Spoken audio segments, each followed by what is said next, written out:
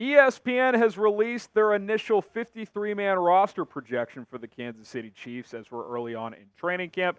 My name is Harrison Graham. This is the Chiefs Report by Chat Sports. We're going to break this all down here on the show. Now, here's the thing. ESPN Plus, they charge you to get a lot of their content through ESPN these days. It's almost like $10 a month, $11 per month now for ESPN Plus. They have good stuff, but we're giving you Chiefs content on the daily for 100% free. So perfect reason to subscribe to the channel. If you want to stay locked in on all things Chiefs, hit that sub button, turn on notifications. We are going to have you guys covered here on the Chiefs Report.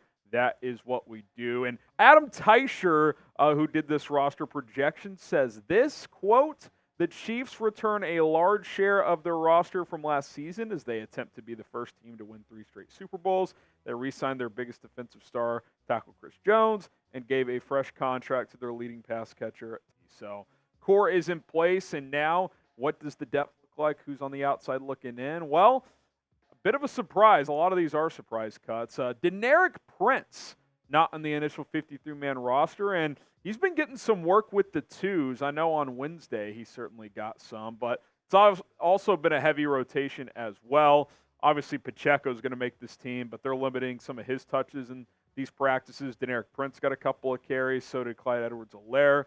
Pacheco, Kadarius Toney, Keontae Ingram, and Luis Reese-Zamit also saw work with the second team. So we've talked about running back a lot. I don't love what they have after Isaiah Pacheco, but they do have like 5 guys that they got to figure out who they want to keep, including Deneric Prince, who was kind of like an offseason like UDFA warrior last year. People fell in love with him. I really liked him coming out of Tulsa, and in the preseason games he didn't show a ton, so I think that's why he didn't make this roster, but he was on the practice squad, so he's still around pushing for a roster spot this year. And I do think this, if Deneric Prince doesn't make the team, that means Reese-Zamit does. And on this 53-man roster projection, he did, the rugby star coming over to play American football. So that's certainly fascinating. And look, I don't know how he's going to play, but I like his athletic profile. I think he probably gives you a higher ceiling and certainly more versatility to play some special teams as well. So he seems like the type of guy Andy Reid could find a role for. So it'll be interesting to see how this plays out.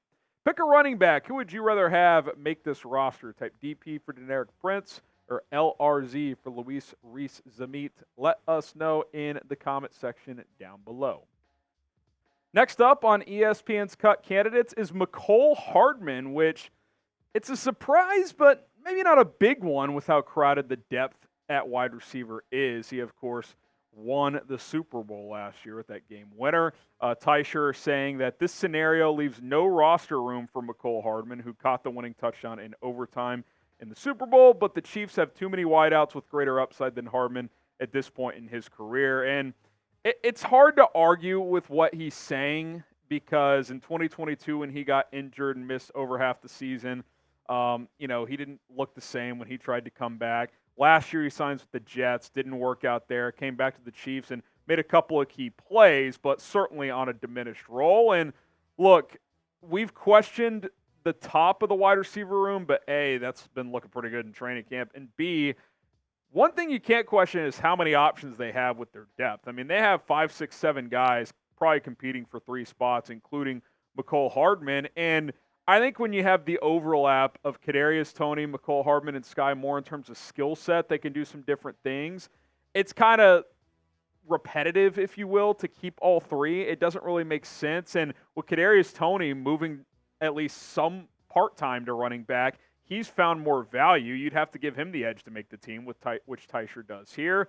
Skyy Moore, look, I'll be honest, I would prefer for him to be gone. I'd rather keep Hardman. He at least gives you a little bit more speed and some special teams ability. But Skyy Moore was a second-round pick a couple of years ago. Like, they might opt to keep him instead of Kadarius Toney because at the end of the day, they have more investment into him. Whereas Mecole Hardman was a second-round pick 5 years ago. Like, they didn't even re-sign him last year. They just brought him back at the trade deadline because he was such a disaster with the Jets. So I ask you, who would you pick to get cut out of these 3? Type SM for Skyy Moore, KT for Kadarius Toney, or MH for Mecole Hardman.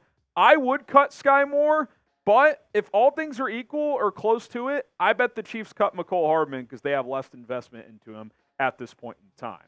Speaking of money, if you want to get the best deal available at a sporting event, concert, comedy show, or anything else where you have to buy tickets online, Game Time. Today's sponsor is the way to go. And listen, what they specialize in are last-minute tickets, flash sales, zone deals. You can get the best offers available because they're trying to put butts in seats. They're trying to maximize these crowds. So sometimes you can wake up the day of a sporting event and, whoa, this ticket's way cheaper than it was 2 days ago.